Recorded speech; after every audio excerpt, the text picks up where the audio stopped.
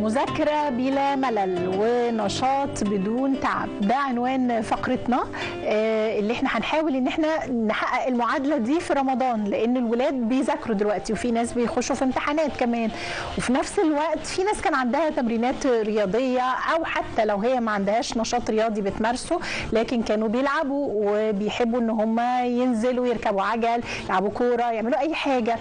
دلوقتي في رمضان هل مسموح بالحاجات دي؟ ولو مسموح في توقيتات معينه، وازاي نخليهم يبقوا بيذاكروا وعندهم تركيز؟ لانه في ناس مع الصيام تقول لك انا مش عارفه اركز، انا مش عارفه احفظ، انا مش عارفه اذاكر.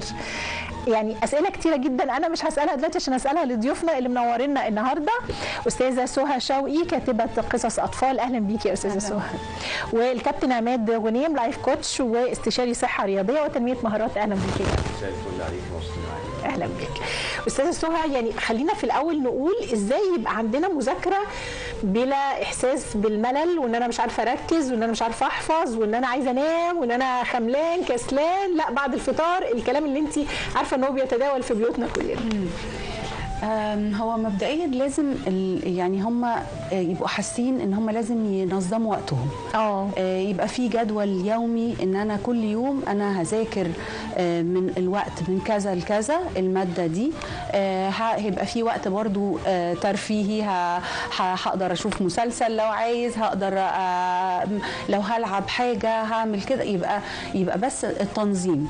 الاهل المفروض ان هم يساعدوا الولاد بالذات الصغيرين ان هم ازاي يعملوا جدول زمني يخططوا فيه ليومهم، ويخططوا فيه ازاي المذاكرات كلها، المواد كلها تبقى داخله فيه علشان يعني يبقى اليوم منظم يعني. تمام، اوكي. طب كابتن عماد، يعني احنا النشاط بشكل عام، يعني سواء بقى بنمارس رياضه او بنلعب، يعني بنقضي وقت لطيف ترفيه كده عشان خاطر نجدد نشاطنا يعني. لا مهم يا استاذ عبير كمان احنا لازم نمارس فعلا زي ما الاستاذه سهى قالت، احنا ده لازم الاكتيفيتي دي لازم فعلا نمارسها كل يوم بشكل يومي، الرياضه بالذات مع مختلف الاكتيفيتي لازم يكون في تايم مانجمنت زي ما هي قالت، ان انت ترتبي يومك وتلعبي رياضه حتى ولو ورست كيس سيناريو في رمضان، لان كتير هيقول لك ايه يا استاذ عبير احنا في رمضان الرياضه صعبه. أيوة. يعني ما فيش وقت والجسم مش قادر، مش عارف اعوض. هو الحقيقه هنا ان كمان العبء بيبقى اكتر على الامهات، يعني بتقول لك انا كسلانه ان انا انزل اوديهم النادي مثلا يلعبوا النشاط بتاعهم في رمضان، انا خلاص تعبانه وخلصانه يعني. فعلا عايز اقول لحضرتك ان في لاحظنا فعلا في رمضان التمارين عدد الاولاد اللي بيروحوا وعدد المتدربين قليلين فعلا. لظروفهم هم وظروف اهاليهم، بس لا بالعكس انا عايز اقول لك ان اصلا من هنا كل اللي بيشوفنا لازم انت كمان تمارسي رياضه، مش اولادك بس. انت ما تبقيش اداه بتودي لاولاد التمرين عشان مثلا يروحوا يلعبوا رياضه او تمرين بشكل بروفيشنال او مش بروفيشنال، لا انت فين من ده؟ انت لازم برضو هم في التمرين تلف التراك، تتحركي جوه النادي، لان الرياضه دي فعلا عايز اقول لك ان ليها مميزات واهداف كتير جدا في حياتنا. السبورتس لما بتمارسيها احنا وكل الناس اللي بيشوفونا دلوقتي بيستفيدوا 60% على الجانب البدني الفيزيكال، و40% ليها مردود ايجابي على الجانب النفسي، يعني الرياضه ليها مردود على الجانب النفسي حتى مع الولاد الصغيرين، يعني نفسيا، يعني الولاد الصغيرين دول ما عندهمش مشاكل اكيد. لا بس طب حاجه ثانيه، بس خلينا الاول نخلص دي احنا والجانب النفسي لما انت بتكلم معاكي بشكل بروفيشنال لايف كوتشنج برضه الجسم بيستفيد بنسبه 40% و60% الجانب النفسي. الجزء بتاع الاطفال بقى ده خليني اقول لك، طب احنا عندنا الهابي هرمونز، هرمونات السعاده اللي هم الاربعه المعروفين، واحد منهم الاندورفين بيتم افرازه امتى؟ اول ما تفكري في ان انت هتدوس سبورتس، ان انا هعمل رياضه، اول ما تفكري بس. عشان كده خليني اقول لك ان في احصائيه، في سيرفي معمول ان ويمكن يعني 40% للاسف في مصر من الناس مش بيلعبوا رياضه خالص. 30% احنا بنفكر ويلنج، 30% ويلنج وهوبنج. فعلا يقول لك انا حجزت الجيم، انا دفعت الاشتراك بتاع العضويه، بس مش انا لسه كويس عملنا خطوه. 30% فعلا ويلنج. بس خليني اقول لك ان على مفاجاه حلوه، اول حاجه اقولها النهارده، ال 30% الويلنج دول بيستفيدوا ليه بقى؟ اول ما انت تفكري في الرياضه، احنا دلوقتي حتى واحنا قاعدين بنفكر انا وحضرتك الاستاذه سهى في السبورتس عملنا ايه؟ ضحكنا وانبسطنا، فهو ده الهابي هرمونز، هو فعلا بيتم افرازه. ال 30% الاخرانيين بقى هم اللي فعلا بيمارسوا رياضه، دول اوريدي بقى سواء بيمارسوها بشكل متكرر كل فتره كل يوم، بشكل بروفيشنال مثلا بيلعبوا في انديه، بيلعبوا في يعني بطولات، فده برضو بيستفيد اكيد طبعا. طيب استاذه سهى، يعني هنرجع تاني لجزئيه بس المذاكره، لانه هل انا ممكن زي ما بنقول كده اتحايل بطرق مختلفه ان انا اخلي ابني او بنتي يحبوا وقت المذاكره؟ يعني احنا قلنا ان هم ساعات في رمضان يقول لك انا كسلان شويه عشان الصيام ومش عارف، لكن هو بشكل عام سواء في رمضان او في غير رمضان احنا بنلاحظ ان الولاد بيبقوا بالنسبه لهم حته ان هو يذاكر ده تقيله عليهم، فانا ممكن اتحايل ازاي عشان احببهم في ان هم يقعدوا يذاكروا؟ هو خلاص الجيل ده مش هينفع ان هو يذاكر بالطرق التقليديه اللي كان الولاد احنا بنذاكر بيها زمان، احنا كنا بنذاكر بالعصايه والحاجات دي حتى في المدرسه. يعني انا برضو انا مديره مدرسه، لازم يبقى في طول الوقت حاجات ان احنا هم بيدرسوا باللعب، بالانتراكتيف جيمز، حاجات بالتكنولوجي اللي هم واخدين عليها طول الوقت، ان هم يبقى بالدراما يمثلوا، يبقى في رول بلاي القصص ان هم يبقوا طول الوقت، عشان دي الحته المفضله بتاعتي ان هم يبقوا بيسمعوا قصص طول الوقت. كل الحاجات لو اتعملت في صوره قصص التاريخ يبقى بشكل حكايات لطيفه، العاب، في حاجه فيها جاذبيه شويه بالظبط. لازم كل حاجه تبقى ممتعه وهي بتتعمل، علشان نقدر. هم بيقضوا وقت طويل جدا على الموبايل والسوشيال ميديا والحاجات دي، والالعاب نفسها بتتحرك بسرعه جدا، بيبقى فيها الوان كتير. فلازم انا علشان فجاه اجذبه بقى للعلم، ما ينفعش ان انا اقعده كده وابتدي اشرح بطريقه ستيف كده. لا ما ينفعش. لازم ان هو يبقى لا هو بيتحرك وبيلعب وبيمثل. بالظبط. لازم موتيفيشن، تحفيز ليهم عشان فعلا يسيب اللي في ايديه ويذاكر. لازم انت تحطي له بينالتي وبونص، دي رول مهمه جدا مهمه جدا مهمه جدا ان هي تبقى هو بيستمتع بيها. يبقى هو برضو زي ما هو نفسه في الوقت اللي بيلعب فيه على الموبايل او بيعمل فيه اي حاجه بالتكنولوجي، يبقى لا بيستخدم التكنولوجي برضو في حاجه بيتعلم. يعني هنا طبعا بنتكلم عن حاجه دي مش مسؤوليه الاسره بس، ولكن طبعا يعني احنا محتاجين تغيير في المناهج كتير، في حاجات كتير. والله حتى المناهج، اي منهج ممكن يتوظف ان هو يتعمل بطريقه. في مدرسين بنشوفهم مثلا بيعملوها زي ما انت بتقولي، اللي هو مثلا باغنيه. بالظبط. انت موافقه على القصه؟ طبعا يعني لو حاجه يعني هتتقال بطريقه لطيفه وهيفتكروها وهيمثلوها وهيغنوها ليه لا؟ طبعا لازم يعني. جميل. اوكي. طيب كابتن عماد، هو احنا الرياضه لو ربطناها بفكره المذاكره، يعني تاثيرها ايه على المذاكره؟ انه في ناس تقول لك لا الرياضه في الوقت المذاكره لا دي بتضيع الوقت، لكن احنا عارفين ان هي ليها اهميه كبيره جدا في فكره ان تساعد على التركيز، وان الولد يجدد نشاطه ويبقى مقبل كده على المذاكره. جدا. عايز اقول لك ان اساسا من اهميه الرياضه في حياتنا، وحتى لو نرجع شويه بزماننا لورا 4 سنين فاتت ساعه كورونا، كانت من اهم البروتوكولز في مصر لمواجهه الخطر، اللي هي الامراض الخطر، اللي هو CDC. وزاره الصحه حطت ان انت تمارسي الرياضه بشكل يومي في حياتك. ده شيء مهم جدا. يعني طبعا بتقوي الذهن جدا، كمان بتخلي الدوره الدمويه اصلا لما بيحصل لها تدفق في الجسم بشكل احسن.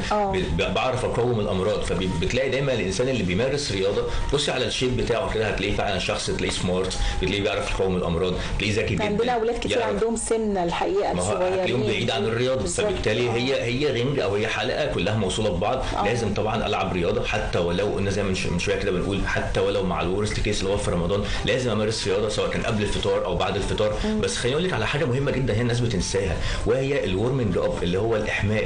يعني في ناس كتير قوي في حياتنا بتقوم مثلا تخش على طول. بالظبط. يعني حتى في مامس كتير قوي مثلا اليوم بتواصلوا مثلا معايا، احنا بنلعب رياضه بس مثلا رجليا شدت، انا ظهري تعبني، عشان ما عملناش مرحله مهمه جدا وهي الورمنج اب او الاحماء او التسخين. يعني حتى الولاد الصغيرين احنا محتاجين نعمل لهم المرحله دي بالتاكيد. احنا اولادنا الصغيرين بيروحوا يتمرنوا في نادي اللي بيلعبوا كوره او هاند بول او وات ايفر ايه الرياضه، بتلاقي المدرب بيعمل ايه قبل التمرين؟ ورمنج اب لازم. بس طبعا كل سن بيبقى ليه طريقه التسخين، وكل لعبه ليها رياضه تسخين، عشان خاطر هو الورمنج اب اصلا هدفه ايه؟ ان احنا دلوقتي قاعدين جسمنا في حاله الراحه وحاله السكون. الاداء الرياضي جسمنا بينتقل من مرحله الهدوء والسكون ده لمرحله الاداء الرياضي. الورمنج اب هي اللي بتعمل نقله من المرحله دي للمرحله دي. ده شيء مهم جدا. والحاجه الثانيه برضو اللي بتعملها الورمنج اب هي ايه بقى؟ انها بتحمينا من الاصابات. يعني انت لو دخلتي من الوضع اللي انا فيه ده لمرحله اداء الرياضه على طول ممكن تلاقي رجلك شد، يجي لك مثلا. فاذا هنا انا بعمل تسخين عشان اتحرك شويه رياضه. طب التسخين ده وقته قد ايه؟ بيكون تقريبا ممكن 25% من وقت التمرين. يعني مثلا لو حضرتك مثلا في البيت هتمشي مثلا او هتمشي مثلا في النادي في 3 ساعه، فممكن مثلا 10 دقائق ربع ساعه بعمل ورمنج اب. وطبعا الورمنج اب هنا بيبقى حسب العضلات، حسب الجسم وحسب الرياضه. يعني انت لو هتتمشي اوريدي خلاص انا بقوم بتحرك بالراحه، بعد كده اخش في الاكتيف ووركينج او المشي اللي هو الهروله السريعه زي الكارديو عشان ابتدي اتحرك واعمل رياضه عشان الجسم كله يستفيد. وقلنا من شويه الذهني بيستفيد، فبالتالي الاولاد لما يلعبوا الرياضه هتلاقيهم ذهنيا احسن طبعا. صحيح. طيب انا هنا برضو عايزه اعرف، يعني انت قلتي لازم نساعد الولاد في ان احنا نحط لهم جدول في المذاكره. طب احنا يعني المذاكره في رمضان قبل الفطار افضل ولا بعد الفطار، ولا يناموا ويصحوا قبل السحور يذاكروا، ولا ايه بالظبط؟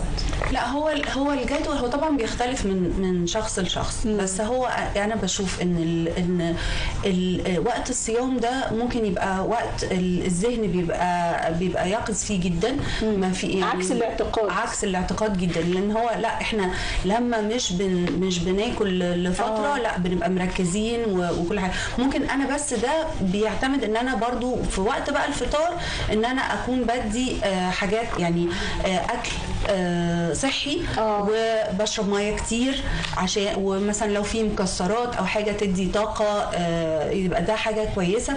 بس هو لا هو انا لو نظمت الجدول ان انا قبل الفطار في وقت المذاكره يبقى انا بعمل موتيفيشن ان انا ممكن بعد الفطار شويه في وقت مثلا للعب او وقت لمسلسل او كده، وبعدين ارجع اكمل تاني الماده اللي انا ابتديتها. هيبقى اسهل بكتير من ان انا فجاه بعد الفطار اقرر بقى ان انا ابتدي افتح المواد، هتبقى صعبه جدا. طب هو السؤال هنا برضو ساعات يقول لك ايه، النهارده هنذاكر عربي، بكره هنذاكر مثلا علوم، هو ده صح ولا لا؟ الافضل ان انا في نفس اليوم مثلا اذاكر اكتر من ماده؟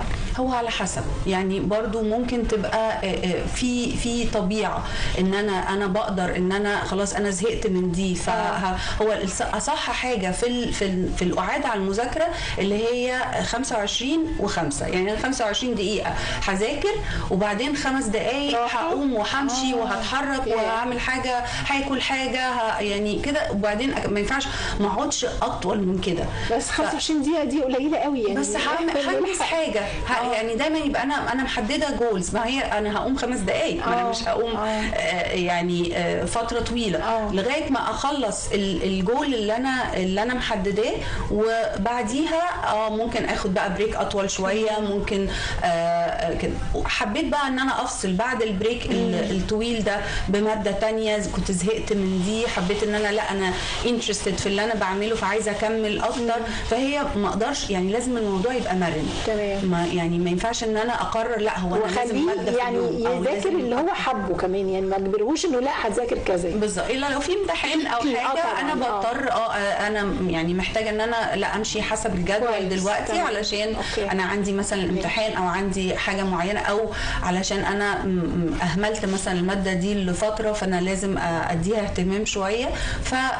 فهي بتبع الجدول يعني. تمام. طيب كابتن عماد، او واحنا برضو يعني بنخصص لهم الوقت بتاع الرياضه، يعني في جزئيه مهمه يمكن دلوقتي كنا بنتكلم عنها، هي فكره الاكل الصحي. يعني انا ازاي برضو اتعامل هنا مع اولادي صحيا غذائيا عشان خاطر يقدروا يمارسوا الرياضه من غير ما يبقوا حاسين بتخمه مثلا، يعني هيروح بعد الفطار مثلا ما يبقاش واكل اكله دسمه جدا واقول له يلا بقى عشان تروح التمرين يعني. صحيح. بصي احنا في حياتنا بنشوف ان اللي بيتمرنوا بيبقوا نوعين، في ناس بتتمرن قبل الفطار وناس بتتمرن بعد الفطار. هو الفيصل هنا ايه؟ انا هقدر ولا لا؟ ما انت ممكن اقول لك الصح مثلا في ناس كتير لو تخشي تعملي سيرشن كده كتير هتلاقي ان التمرين احسن قبل الفطار، ورأي تاني بعد الفطار. هو الفيصل ايه؟ هو في التمرين انا بعمل لوز للفاتس والدهون اللي انا بفقدها. المقابل حاجه اسمها التعويض. هل انت قبل الفطار هتعرفي تعوضي؟ لا مش هعرف اعوض. بعد الفطار هعوض. طب هعوض بقد ايه؟ لو انا اللي انا فقدته عوضت نفس القيمه انا كده ما استفدتش حاجه. يعني مثلا فقدت مثلا 200 كالوري ودخلت 200 كالوري تاني قدامهم، فاذا هنا ما فقدتش ما عوضتش ما حرقتش حاجه. انما الجين يبقى موجود امتى؟ لما انا اعمل رياضه واحرق مثلا مثلا 150 وعوضت مثلا ب 100 بس، فانا هنا فقدت، فبالتالي الوزن هفقد وزن. حاجه بارامتر تاني مهم قوي قبل الفطار، الناس بتعمل رياضه قبل الفطار، عارفين ان الدم بيبقى ليه دور مهم جدا في جسمنا من خلال الدوره الدمويه. اثناء الاداء الرياضي الدم بيجيب الطاقه من العضلات وبيحطها في الجسم عشان الجسم يعرف يبرفورم او يؤدي الاداء الرياضي. ساعه الاكل الدم بيبقى ليه دور تاني وهو التمثيل الغذائي، يعني الدم بيعمل عمليه الامتصاص، بياخد المكونات المهمه من الاكل ويوزعها يحطها في الجسم في مصادر الطاقه وخلايا الطاقه عشان الوقت للرياضه يستدعيها للاداء الرياضي. طب قبل الفطار هل ينفع ان انا العب رياضه واخلص رياضه حالا قبل الفطار على طول وابتدي ادخل بقى واشرب حاجات سكريات واكل وكده؟ اكيد طبعا ده غلط جدا. فالوقت الصحي ان انا قبل الفطار اوكي لو انا اقدر، بس انهي قبل الفطار بنص ساعه. لو انا انسان رياضي ومعتاد على الرياضه ممكن تبقى ربع ساعه. ليه؟ لان الجسم بقى معتاد على البيهيفيور ده او على السلوك ان انا بلعب رياضه وبعرف اعوض على طول، فالجسم بيخلص الاداء الرياضي وينزل لمرحله السكون والهدوء في ربع ساعه. لو بعد الفطار بقى ده مهم برضو حاجه ثانيه، بعد الفطار ما ينفعش بعد الفطار على طول، لازم بستنى على الاقل ساعتين عشان الجسم يكون هيك. طيب انا للاسف وقتي خلص، طبعا كان عندنا كلام كتير، بس انا بشكركم استاذه سهى شوقي كاتبه قصص اطفال وكابتن عماد غنيم لايف كوتش واستشاري صحه رياضيه وتنميه مهارات، نورتونا. بشكركم جدا. بشكر كل مشاهدينا، وبكره ان شاء الله فريق عمل جديد وحلقه جديده وزينه بطعم البيوت.